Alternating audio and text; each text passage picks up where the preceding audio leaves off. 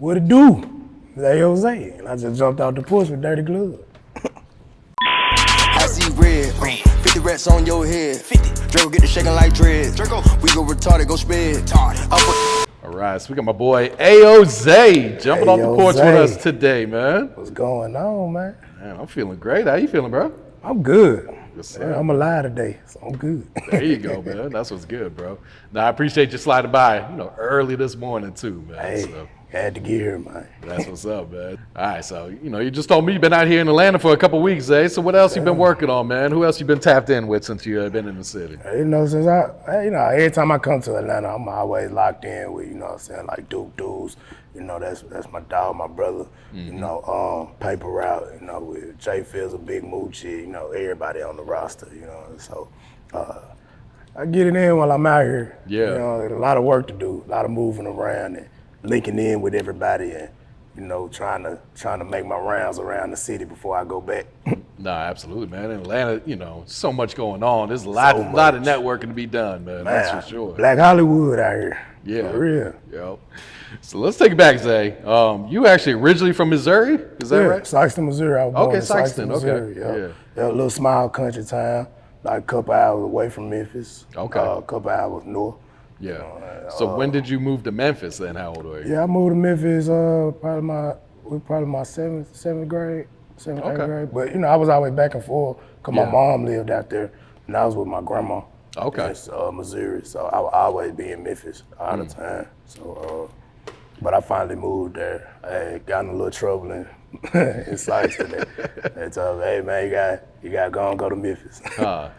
What part of the city were you staying in then? Memphis, East Memphis. Okay. East Memphis. I was out there. Okay. And then when would you say you jumped off the porch then? I jumped out the porch. I don't know, man. I feel like, I don't know how to answer that. Like when you basically, got out the house, started seeing the world for what it was on your own, you know what I mean? I had to say probably when I moved to Memphis because it was a whole new, it was a whole new thing, man. Like I was so used to being, in the country. So, my first time in the city, it was like it was an eye opener. You know what I'm saying? Like as far as like moving around, being able to do what I wanted to do per se. My mom, she was working, so that gave me enough time to get into a lot of things. Okay. And then you ended up going to the Marines, right? Yeah. Right after high school, right after I graduated, I was gone. I was like, my whole thing was, I really didn't like school like that. You know what I'm saying? Like the structure of it, because I'm a creative. So it was like, man, if I go to school, I probably ain't gonna make it right now. Then it was like, do I wanna stay at home? Nah, then I was talking with, Marines, the Marine recruiters at school and everything. And, they, made it sound good. And it was something that I knew I wanted to do. It was something different, and plus it was the hardest thing to do. And I was always a little guy, and I was always the shortest. So anything with a challenge, I felt like, I can do it too. And that's always been my attitude. That's how I got started with beats. Okay. I seen my homeboy doing it and I started making beats in 08. So I seen him do it. I was like, hey, I know I can do it too. I dig that. So how would you describe your experience in the Marines and where were they shipping you out to? Man, I ain't gonna lie, it was lovely. I do not regret anything about the Marine Corps, man. It taught me so much. I won't go back. Not going back. I'm through. Not in this world, right? But I don't regret it at all, man. I probably met like some of the best, friends that, what I'm saying, outside of, my day ones that I can call family in there. Like we went through a lot together and we party hard. That's the one thing I've learned about everyone in the military. It doesn't matter what branch they in. They know how to party. Because it's like, man, you got so much structure. You got to let go and have fun and then at some you got to point. think about it. Being enlisted personnel is like, that's really like one of the top stressful jobs, probably behind the president. You know what I'm saying? So shit, man, we gotta de-stress. So we gonna kick it, you know, and I got so many stories I can't even tell because won't nobody believe them because it was so crazy. Really? I can't even believe them. Man, yeah, but I had fun. I had real fun, genuine fun, you know. So you weren't in combat or anything like that? Yeah, I went, I got deployed and I was out there in Kuwait, you know, it was, you know, I was part of Operation Inherent Resolve. But that was 2016. And when I came back, I only had a year left and I got out 2017. Okay. Yeah. Moved back. And I knew once I got out, or like while I was out there, that was really, because I've been making music. I've been making music my whole life. You know what I'm saying? Like I said, I don't know nothing else. That's what I do. So while I was out there, I ended up linking back in with Dee Mula. Okay, yeah. And that was like the beginning of, I want to say, me being in the industry. You know what I'm saying? Because that was who I got that start with. Because I was doing little SoundCloud shit, you know what I'm saying, and underground shit. But yeah, we got in, we linked back in. I don't know, I think he had just got out. And we linked, he was like, man, you still making beats? Like, yeah, I never stopped. So you was making beats while you were overseas and everything? I had my computer with me. I'm not finna be nowhere where I can't make beats. That's my happy place. Yeah. You know what I'm saying? So he hit me, he was like, man, hey, you still making beats? Never stopped. He was like, man, send me something. I really didn't take him serious. I was like, man, you rap? Like, yeah, I said, all right, I sent him a beat, see what he did with it. I made the first freestyle. Oh, for real? Yep. That shit went crazy too, right? It went crazy. That first freestyle, and man, it became that series. Yeah. But man, I was like, man, running around and working with him, and I was like, all right, I see. Like once I heard that, we dropped it. I think I dropped it on my YouTube page. The first freestyle, I dropped it on my YouTube page, and then we started working on his mixtape before the come up. Okay, yeah. Yep. And from there, I was like, I'm out in Kuwait, and I'm like, man, I was gonna stay. I was gonna try to be a drill instructor. But I thought about it, I'm like, man, I really feel like I need to just focus on my music because I got something special with it, man, you know what I'm saying? Like, I felt it, like, I'm like, man, this is just different, you know what I'm saying? It was like a whole new sound. Yeah. So, plus what, especially with what I was doing, because I was messing around with horrorcore and, underground SoundCloud, rap and funk and all that. So mixing that with trap, you know what I'm saying? Especially with an artist that, you know what I'm saying, embodies that trap and that drill, Memphis, you know what I'm saying? It was like, man, it's the perfect blend. Absolutely. So I was like, man, I gotta go. I gotta get out. Yeah, it's like you were bringing an updated version to the old Memphis sound. So like, who were some of your influences? Like, were you big fan of like the old Memphis sound and everything? Of course, man. I feel like I was a student. Like, really, my whole life, I feel like I've been a student of just music, period. And it really started with my uncle, because he was, one of the radio DJ that had one of the, I think if not the first hip hop and R&B station in Southeast Missouri. Oh shit! So really? Yeah, and he would sit me down. Like, I would be wanting to watch Power Rangers and Blue's Clues and all that. Nah, you finna go listen to some of this music. So, I'd go down and we'll go from the 50s all the way to the current times, and I'm just listening to everything, taking it in, and he's showing me things. Like, he was crazy. He was like, man, you hear that horn right there? That's that doo-doo-doo, picking out sounds, and I'm listening. I'm like, okay. Because I was fascinated with sound. And I was very fascinated with bass, like the sound of a bass, and it wasn't necessarily an 808 that I was fascinated with. It was like a sub, because it was like, how do you make a melody with the bass and it just, you feel it, you know what I'm saying? So ever since then, I was like, oh yeah, I'm a student. So a lot of my influences, especially like as far as my sound go, DJ Squeaky, top, you know what I'm saying? Of course, you know what I'm saying, 3-6, DJ Paul, Juice J, gotta respect the OG, DJ Spanish Fly, you know what I'm saying, who started you know what I'm saying, the whole Memphis rap. And you know what I'm saying, man, it was a lot, like even like DJ Sound and DJ Zerk.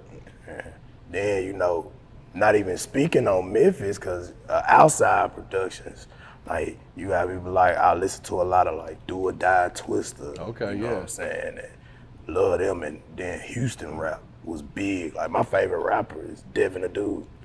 Yeah, he was so dope, man. Still to this day. Yeah. Like if he drop, I don't care if he's 70. If he drop an album, I have to listen. Cause it's like, man, I already know what's gonna happen. It's gonna be. Yeah, and he was like kind of ahead of his time where he was rapping and singing, you know, way before everyone else. Man, but you know, that's why I was like, man. So a lot of the Houston, you know, Houston productions and even going back to like, you know, Cali as well. You know what I'm saying? Like LA, like, you know, Daz Dillinger. Oh yeah. Man, Beast was crazy. Absolutely. You know what I'm saying? And so I blended a lot of things in my production style, but you know, it's mainly Memphis. But you know, as far as like my bass lines and stuff like that, yeah, that's Midwest and you know, Texas, because you know that's where I heard it. You know what I'm saying? No, absolutely, man. Yeah, and going back to Dee Mula, man, you guys had some hits, man. That, you know, obviously the freestyle series, man. That Str8 On Ha, that shit went crazy. Str8 On Ha, that was our first song to hit 1 million on YouTube. Str8 On Ha. Did you expect that one to go up, like when you guys first dropped that, or? You know, I really wasn't thinking like that, cause I was just having fun, man. Like around when me and Dee Mula was working, man, I was having fun, man. I was just enjoying everything. Like, you know, I wasn't worried about the business. I wasn't worried about nothing. I was just in the studio, man, making beats and hearing him rap on it, man. It was fun. You know what I'm saying? I'm like, damn. And then at the time I was working at Nike. Okay. I was working at Nike. So when I get off, I'm getting off at 3:30 in the morning. Oh shit. Man, I'm hearing every car pass by bumping my shit. And I'm like, yeah. Yeah, I'm sure that was motivating. Man, what? Like, yeah. And I'm like, damn, they don't even know I'm in here. And then once people start figuring out, once the name start getting bigger, they looking at me like, why you working here? Man, I need some money. Yeah. For real. But it was, I ain't gonna lie, I look at that as an era, you know what I'm saying? Cause that me and Dee Mula, we popped off a lot of the new sound that's coming now. You know what I'm saying? We influenced a lot of the new artists, and I hear it. And you know, a lot of the new producers and everything, and that sound, you know, I believe that was the start of, you know, the Memphis drill, you know, sound. Us, you know, I didn't unknowingly, but that was definitely the sound, because I hear it today. Folks be telling me, make this person type beat. And I'm listening, I'm like, damn, this sound like me in 2018. And I'm like, damn, we did that. You know what I'm saying? I love it, man. I love to see it. Yeah. I love to see it grow. Absolutely, man. So how did you get your producer tags? You got the Ayoza, and then you got the Ayoza, you wrong for this shit. Ayoza, that was me when I was 12. For real? Yeah, that long ago? The first one, I was either 12 or 13, but yeah, that was me. I had a little log tech mic that come out to your ear, and I'm like, Ayoza, because I needed a producer tag. That was like my, you know, I always been Ayoza, so that was just what it was. And then the Ayoza you wrong for this shit, that came from Duke. Okay. Duke did it in one of the songs that was in my compilation album, you know, End of Days. Yeah. He had a song, what it stand for. He was like, hey, I was like, you wrong for this shit. I think we got him scared. And I called him out right after I heard that. I was like, hey, bro, I need this. I need that. Send me that vocal. I need it. He sent it right to me, too. It been it ever since. I don't even want no more tags. No, you can't change it now, bud. Oh, man. That shit's stamped. Yeah, and I was thinking that the whole time, like, that. Everybody was telling me, you know what I'm saying, like everybody had a tag that stood out. That was like a phrase that was particular to them, and I didn't have it. All I had was Ayoza. So I'm like, man, I need a little extra, but I tried different ones, but it didn't catch on like that. Ayoza, you wrong for this shit. And you know, that's stamped now. That's the joint. So did you initially reach out to Duke? Did he reach out to you? How did you guys first link up? It's crazy because I always was like, we was listening to Duke. Like, I had, you know, my spot in the East, like that was a big spot because there was so many rappers that came through there, so many producers that came through there. We was just, you know, it was like open door, man. We in there, there's so much going on, you know what I'm saying? It was women in there, it was rappers in there, it was dice shooting, everything that you could think of. It was at that house. But we'll be watching, you know what I'm saying, all his videos will pop up, you know, we watching YouTube, and I'm like, I look at him, I'm like, dang. Everybody be like, bro, you need to link with him. I'm like, man, that man already famous, look at him. But I didn't know that he wasn't already, you know what I'm saying? I just seen it. But it was probably late 2018. Mm-hmm. I finally reached out and was like, hey man, we need to work. And he hit me right back like, come on, you know, yeah, we need to work for sure. So I started sending him beats, and then we had a couple jumps, but I think the first one that dropped officially was Yeah. That was our first song, and it went crazy. Like, I was living in Portland. Oh, really? Yeah, I had lived in Portland. I had moved to Portland late 2018. And matter of fact, I made that beat in St. Louis. I was in my uncle's basement, and it was a time for me where, you know, it was probably a low time for me. And all I knew, I was like, man, I just, you know, if I put everything into my music, man, I just, you know, like when times get hard for me, I don't dwell on it. I just drown myself in my music because that's the only way that I know how to express myself without, you know what I'm saying, like flipping out or something, you know what I'm saying? So I just would be in that unfinished basement, man, just going crazy, just all day. I go to work, come back, I'm in the basement. I don't want to do nothing else. I'm not going out. I'm not talking to no women. I don't care. You know what I'm saying? I'm just beats. But I made that in his basement, and that ended up being the one that got me to where I needed to be at that time. Yeah. And it was so crazy. I knew it was big. Like I knew it was growing. At first, when I first heard it, I was probably listening to that song. That song dropped in June. Yeah, that song dropped June of 2019. Mm-hmm. I was listening to that song in like February. I think he finished it like January, February. Okay. And I was like, damn, this motherfucker is hard. And I was like, damn. I kept listening to that one. We had like 5 songs, but it was just something about that joint. I was like, man, I really like this one right here.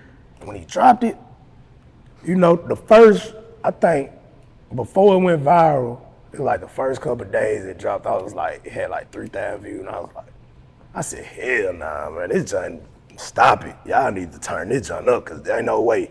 You know what I'm saying? This joint need to be 1 million the first day. I said that this joint need to be 1 million the first day. And that joint jumped up. And I was outside on the porch in Portland, and I heard somebody pass by on the back street. Do do do do do do do. Like that's my bass line. I said, oh shit, I'm out here like that. If I'm bumping it out here, I know it's gone. Oh yeah. Cause I'm far away from the crib, you know what I'm saying? I'm far from the crib. I'm on the Pacific Northwest. Talking about lovely. Man, that was the best feeling. I knew right then and there. I said, yep, I need to go back to Memphis. Okay. Yeah. Yeah, it's time for me to roll. What'd you think of that dance he hit in there? Because that's really what set the song off. That set it all, man. I'm talking about Twitter. That's why I said, man, the internet is wonderful, man. It's so much, like, internet can change your life.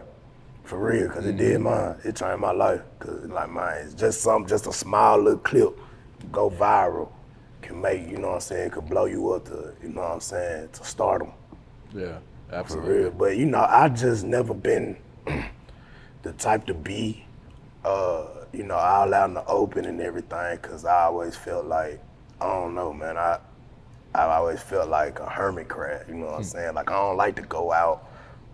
You know, I do every once in a while when it's needed, but you know, I'm a house, right? You know, I be at the house, you know, I feel safe there, you know what I'm saying? I don't have to deal with too many energies and everything, and I just be in my own circle, but, whoa, boy. Nah, I don't blame you. This It's a crazy world right now. Hey, this game we live in now though, but you know, hey, the music, man, it got a way of making, like nowadays you have to do that. You have to be on the internet. You got to show your face, because it was so long. People knew my name, but they didn't know what I looked like. For real, they ain't know who I was. And then when they finally meet me, they're like, oh, you? Like, yeah.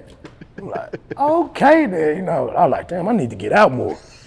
Like, I gotta show my face. I gotta brand yourself, man. Yeah, you know, I gotta brand myself. I gotta, you know, do my thing. They just knew, like, okay. Yeah. But it's worth it for sure. Absolutely, man. So Soldier Steppin, you know, considering your, you know, Marine background, what'd you think of this song? What'd you think of the video too? Matter of fact, how that song got started is Duke called me one day. I'm at the house, he called me and he like, bro, you know that left, right, left joint? And I'm thinking in my head, I hope this man don't want me to remake this because that fucking, you know, the drums on it was so crazy. And I'm like, I've tried to remake this beat before and I couldn't. Really? For real, I couldn't. But I sat down, I'm like, he told me, he said P wanted it. And I'm like, all right. I said, man, give me an hour. That's all I said, man, just give me an hour. I ain't tell him I can't do it or nothing. I ain't tell him I was scared to do it. I would. And I'm like, man, just give me an hour, bro. I'm gonna try. And I sat down, I got that joint, and I would listen to it. I'm like, damn. And when I finally sent to him, he sent me it back like in the next 2 hours. It was probably like an hour or two. He sent it right back. Oh shit. Man, but what's crazy, I actually sampled me and Boot Camp. Okay. In the background, we had our graduation, our boot camp graduation. That's wild. And I found a video of it on YouTube, and I just, chopped it. I said, shit, this me. You feel what I'm saying? So this her. And I put that in there. And matter of fact, that's how me and Shawty Red relationship got started. You know what I'm saying? Shawty Red is like, you know what I'm saying, right now, that's OG. Mm-hmm. But he's been such a, you know what I'm saying, great mentor to me, you know what I'm saying? Anytime he talk, I'm listening because, you know what I'm saying, it's insight, you know what I'm saying? And he definitely helped me out in the game, you know what I'm saying, with his knowledge and everything and pulling up on him, you know. And I know I appreciate it so much because it's like, I know what type of person he is. He don't really, he in the background, so he don't really get involved with people and much. So him taking his time out to get involved with me, it meant a lot to me off of this track because, that was his first. Yeah, that was his first big hit. Yeah, first big hit. So, and that's how we got linked with, thank you, shout out to Kenny Cole. He set that whole thing up. We got in the studio, and I was telling my man, I'm like, man, look, this Shawty Red's on, I need him to okay this. You know what I'm saying? I gotta let him listen to it so he can okay this because, I would want somebody to do that for me. And he came, which right there, that shot my respect up for him because he showed up, you know what I'm saying? And he listened to it and him telling me like, the confirmation from him, it was like big for me because I'm like, damn, like this one of the three-headed monsters of trap. Absolutely, yeah. You know what I'm saying? Giving me the blessing. So it was like, man, that was big. And then from there, you know what I'm saying? Like I said, hey, anytime I call, you know what I'm saying, he pick up, but if not, he call me right back. So, that's major for me. Yeah. All our Soldier Steppin, but I was in that video. I know, I saw. I didn't know it until I went and did my research. I was like, oh, that's it right there, man. Did you have like a lot of input? Be like, man, this is how we did this shit. You guys got to do this right. I really did, man. It was so hot that day. Yeah, we were doing so much, man. We was just, hey, man, I get this old with. We turning up, man. We hot. Let's do it. It was, I ain't gonna lie, that was a fun video shoot. Yeah, it looks like you guys were. Matter of fact, Soldier Steppin, that video shoot is how Gangsta Party came about. Really? With Offset? Yeah, because Offset showed up to the video. Oh, shit. And when he popped into the video, you know what I'm saying, of course I introduced myself and he was like, oh yeah, I was like, yeah, we need to work for sure.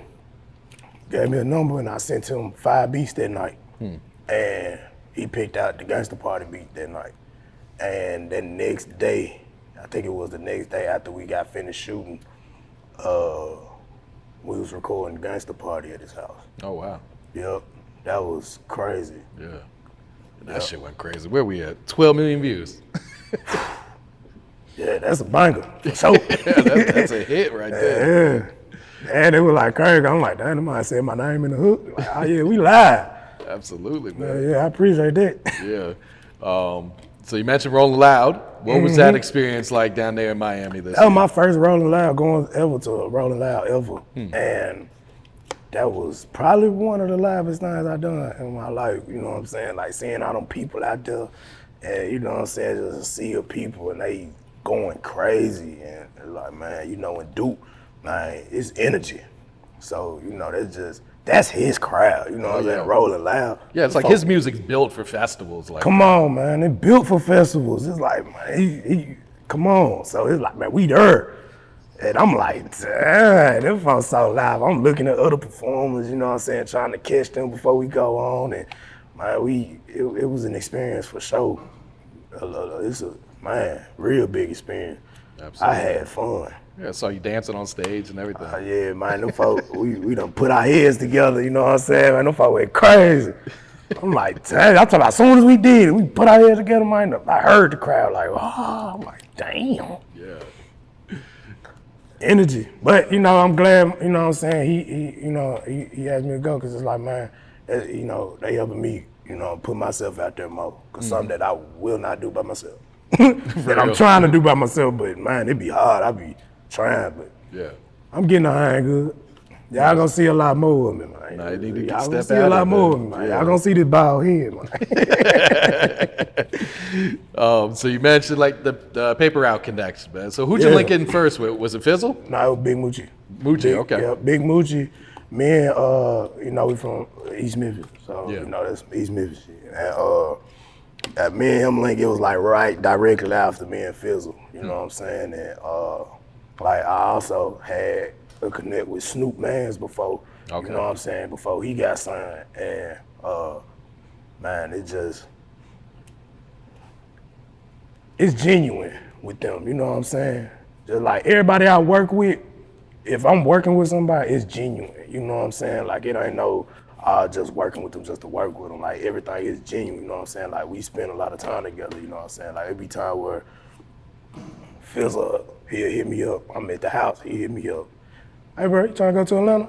When? Right now? Huh? Constantly, I'm like, you know what? Fuck it, let's go. So, you know, it's like, hey, it's genuine, man. I love them folk, for real. And they show me, you know, real love. So, man, that's why the music that we got, you know, Fizzle album coming out, Oh, yeah. you know what I'm saying? How many you got on there? Friday. I done produced almost the whole time. For so, real? Yeah, Oh, shit. almost. I got plenty of them on there. You gonna hear Ayoza, you wrong for this shit for sure. Yeah. So, and they hard, you know what I'm saying? Just like Moochie out, you know what I'm saying? I had a couple jokes on his out. The money jump. With band play, yeah. Yeah, with band play, you know what I'm saying? It's genuine love with band play, man, you know what I'm saying? Like, they actually, you know what I'm saying? Like, when I started being around them, you know what I'm saying? It's just like, hey, it's family, you know what I'm saying? So, you know, even though I ain't signed to them, I still feel like I'm part of the family. Yeah. So, you know, that's big. So we got that connection, we got that chemistry. Real shit. So we get in the studio, man, I'm telling you, Fizzle, they might make like 8 songs a night. And all of them hard. And they be like, damn, for real. Moochie too, man. Oh, Moochie, yeah. man, them folk be working their ass off. Yeah. I want to ask you about the Long Live Dolph song by Yeah. Fizzle, because that's like a different sound than people would expect from you, Zay. You know what? I didn't cut. That was Fizzle. That was Fizzle that, you know what I'm saying? He really told me what he wanted. And I told him, like, you know, I don't know, hey, this ain't me, but let's do this. You know what I'm saying? Because actually we had like maybe 5 different beats for that song. Oh, really? Yeah, you know, that was a song that we was really trying to find the perfect beat for. And I think, was we in Memphis or we was in Atlanta? I can't remember, but he told me exactly what he wanted. I just made it, and he told me keep it simple. I kept it simple, and I'm proud of that song. Yeah. You know what I'm saying? Yeah, Long Live Dolph. Absolutely. Did you ever get to meet or work with Dolph? Man, I talked to him, you know what I'm saying? But actually, like, meeting him, I've been, like, high school, been around him, but, you know, that was before, you know, I was anything, you know what I'm saying? Like, of course, he like a figure, and, you know what I'm saying? Like, I definitely remember, like, when Welcome to Dolph was first dropped. Oh, That yeah. shit was like a bomb when it hit, like, Man, wasn't nobody listening to shit else. Like, that's all you heard. So it was like, man, you know, I always said, like, I'm gonna work with him one day. And, you know, I'm glad I made that connection, you know what I'm saying, before he passed. But, you know what I'm saying? And that the whole city changed after that. Yeah, long lived off, man. I see you and Bobby Fishscale got some shit on the way. Yeah, that came through, I want to say that, you know, before he hit me up, asking for some beats for him, and as soon as I sent it, he slid on him. And I said, you know, Bobby's like, so okay. hard too, man. Yeah. I was like, okay, this was different, because, you know, I ain't never worked with nobody from Florida before. So I'm like, okay then. Yeah, I can't wait till this shit drop. For real. Yeah, anything I got with everybody, man, drop that shit. Don't hold on to it, man. Say that shit. Does that get frustrating as a producer? Like, man, I know we got some hits. Drop this shit. Man, or do you understand that it's all part of the business? That's part of the game, man. You know what I'm saying? Like, my whole thing, I don't get caught up on one song. You know what I'm saying? Cause I'm working. Like, my whole thing is, I understand that some songs might not drop. I got some unreleased music with so many people that's so hard. I got some unreleased music with Duke. I got some unreleased music with Fizzle and them that's hard. But it's not up to me if it drop. You know what I'm saying? So I understand that. My whole thing is, all right, I understand that these might drop, not drop. Let me my whole thing is to build my catalog up. Yeah. You know what I'm saying? So that it's a greater percentage of shit that drop than shit that don't drop. You know what I'm saying? So it's like, if you look back, every year since like 2017, I have had shit drop every year. You know what I'm saying? Consistently. Even, you know what I'm saying, or every year I done had songs hit over 1 million views, you know what I'm saying? Every year, consistently. So that's how I work, you know what I'm saying? Like, okay, you might not drop this song, but I'm gonna give y'all 5 songs. You gonna drop at least 3. You know what I'm saying? You gonna drop at least 3 of them joints. I don't wanna hear it. Yeah. For real. I dig that, man. So my whole thing is, man, I just keep working. I just keep grinding. That's how I feel like a lot of producers need to be. A lot of producers, they get caught up on one song, they get one placement with somebody, and then they want to ride that placement. Like, man, I don't give a fuck about that placement. I do, but I don't. I gotta keep working, man. I gotta keep grinding. I gotta have like at least, man, if I do 100 songs a year, I'm good. Cause they gonna drop. They probably gonna drop them just throughout, you know, a couple of years. It's like, you know what I'm saying? Like, I know it's some songs that I know drop, like the Fizzle joint, the Zaba freestyle. Okay. I made that beat in 2018. Oh shit. For real, I made that beat in 2018. And then it just dropped this shit. You feel me? So it's like little shit like this, like I just wanna make sure I'm keep working. I got shit that even if like right now, if I was to die right now, I got so much music out there now that's floating around that you ain't gonna forget me. I'm gonna live on. You know what I'm saying? For real, cause I'm working like that. And on top of that, I done been in rooms and then got placement with way bigger artists that, you know what I'm saying, I don't know if it's gonna drop or not. But I know if that shit drop, oh yeah, it's on like neck bones. But you know what I'm saying? They gonna have to, like, I'm putting it in these folks' face. They gotta know who I am, because that's just my calling. I know my calling. I'm supposed to be doing this. Yeah. You know what I'm saying? I'm supposed to be, you know, making waves through this music, man. I'm not no copycat. I'm not no, you know what I'm saying, no just for the right now producer. Y'all gonna be listening to my shit 20 years, 40 years from now. I know it, cause it's different. It's a whole new sound. Real and it's producers that done, you know what I'm saying, made hits, Ayoza type beats. Facts. That's just bottom line. I know it. I done had motherfuckers tell me. I done had folks tell me, hey man, yeah, man, you influenced this. I'm like, damn, I appreciate it. You know what I'm saying? So I crab myself on not trying to be like anybody else. I can't, cause why would I want to be like anybody else? Then I won't be me. Real shit. I'm an individual. You know what I'm saying? I feel that. All right, Zay, you got any shout outs you'd like to give before we wrap it up here, bro? Yeah, man. Shout out to everybody. Shout out to Sikeston. You know what I'm saying? 'Cause that's where I got my, you know what I'm saying? That's my humble beginnings. Shout out to Memphis, 'cause that's what taught me my, you know what I'm saying, my grind and and that's what influenced my life. You know what I'm saying? That's why I got, you know, in it. Man, shout out Duke. You feel me? Shout out Fizzle, Moochie Paper Rap, you know what I'm saying? Dee Mula, you know what I'm saying? You know, even though we haven't talked, man, I still love them, cause man, we made history together. You know what I'm saying? So you know, anybody that had a say so or you know a part of me getting to where I'm at, man, I appreciate you and I love you, and that's how I live. For sure. Real.